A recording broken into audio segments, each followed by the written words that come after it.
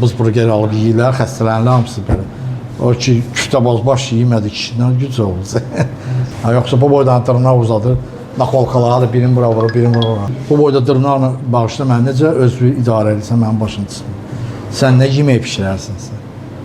Gərək qadın yaxşı küftə bozbaş da pişirsin, düşməyə də püksün. Xincal da kessin, quru xincal, ərişdə də kessin. Arvadlar da kişi kimi olub, kişilər də kişi kimi olub. Bizim məhəllədə elə arvadlar var ki, 100 kişiyə deyərdi. İndi də var. Ki, mərd ailəsinin üstündə, uşaqlarının üstündə 10-dan uşaq, 8-dən uşaq saxlayan evlad böyüdən arvadlarımız, qadınlarımız var. Mənim babam sənətkar olub, kebabçı 10-dan uşaq olub. Atam gibi 10 uşaq olub. Sənətlə baxırlar hamısı. Nənəm heç bilməyib produktov tükan hardadır, evdən 10-dan da uşaq böyüdü. İndi Evdar xanıma pis baxırlar, ayıb bilirlər. Nöşün Evdar xanım ailəsinin başında. Niyə baxsınlar pis? Get dırnaq ustası ol. Ay sağ ol, belə-belə dırnaqların olsun.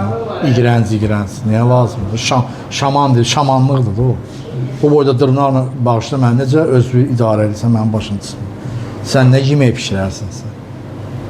Ona görə də buz burger alıb yeyirlər, xəstələnirlər hamısı belə. O ki, küftə bozbaş yemədi kişidən güc oldu. Gərək qadın yaxşı küftə bozbaş da pişirsin, düşməyə də püksün. Xincal da kessin, quru xincal, ərişdə də kessin. Yoxsa bu boydan dırnaq uzadır, nakolkaları da birini bura vurur, birini bura vurur. Qadının necə deyərlər, öz kişisinə görə, öz həyat yoldaşına görə görsənməlidir, amma nakolkalı zatlı olmalı deyilər.